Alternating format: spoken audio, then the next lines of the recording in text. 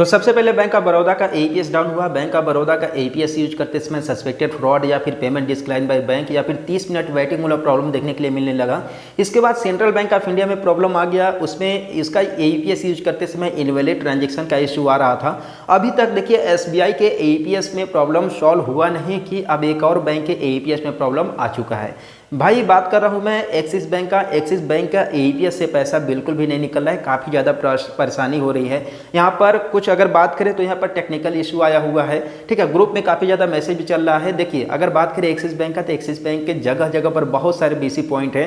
जितना bank of Baroda SBI के BC point नहीं होंगे उससे ज़्यादा एक्सिस बैंक के बीसी पॉइंट है। इस तरह से देखा जाए तो एक्सिस बैंक के बहुत सारे कस्टमर हैं। तो ऐसे में किसी भी सीएसपी संचालक के पास एक्सिस बैंक का एईपीएस काम नहीं कर रहा है, मे भी 2-4 होंगे जिनके पास काम कर रहा है। तो ऐसे में क्या एक्सिस बैंक का भी एईपीएस बंद हो जाएगा?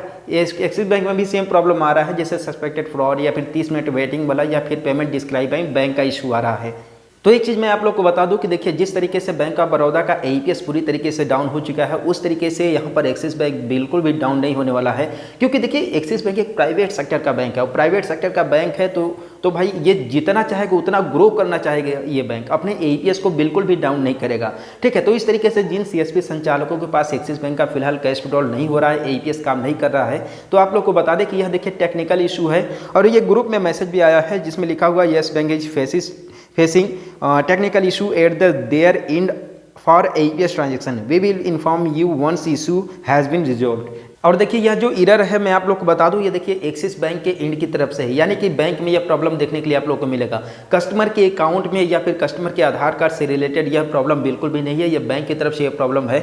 हाँ ये है कि भाई 2-4 दिन लगेगा, क्योंकि देखिए आप लोग को पता होगा कि जब स्टेट बैंक ऑफ इंडिया में सबसे पहले सस्पेक्टेड फ्रॉड आना शुरू हुआ था, ठीक है, तो इसके बाद क्या हुआ कि इसके बाद लोगों ने ये बोला कि भाई मोबाइल नंबर लिंक करने का इसमें प्रोसेस आ गया है, ठीक है। इसके बाद कंपनियां भी ये देने लगी कि जिन कस्टमर के अकाउंट में मोबाइल नंबर लिंक नहीं है उनके अकाउंट से एईपीएस से पैसा नहीं निकलेगा, ठीक है। ये चीज़ आप लोग नोटिस आप लोगों ने शायद से नहीं किया होगा कि ये प्रॉब्लम पहले लिख करके नहीं आया, पर सबसे पहले सस्पेक्टेड फ्रॉड आया, इसके बाद ये इन्फॉर्मेशन मिला कि जिन कस्टमर के अकाउंट में उनका मोबाइल नंबर लिंक नहीं है, ठीक है, उनका पैसा नहीं निकलेगा।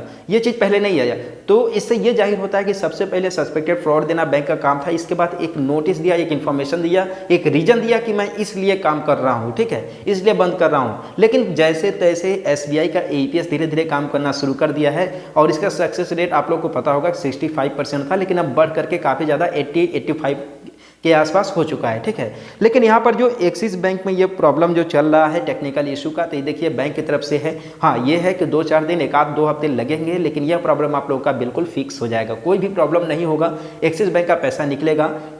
और देखिए यह एक प्राइवेट सेक्टर का बैंक है, मैंने आप लोगों को जैसा कि बताया है, यह देखिए जितना चाहे उतना ये ग्रो करना चाहेगा, बिल्कुल भी अपने एईपीएस को बंद नहीं करना चाहेगा। आप लोग देख सकते हो कि अभी एक्सिस बैंक का बीसी पॉइंट कितनी आसानी से मिल जाता है। अगर दूसरे बैंकों का अगर बीसी पॉइंट लेने जाइए आप तो इतना आसान नहीं होगा, ठीक है। तो इससे ये जाहिर होता है कि साफ साफ कि ये बैंक कितना ज़्यादा फैलना चाहता है, कितना ज़्यादा अपना नेटवर्क ये बिछाना चाहता है।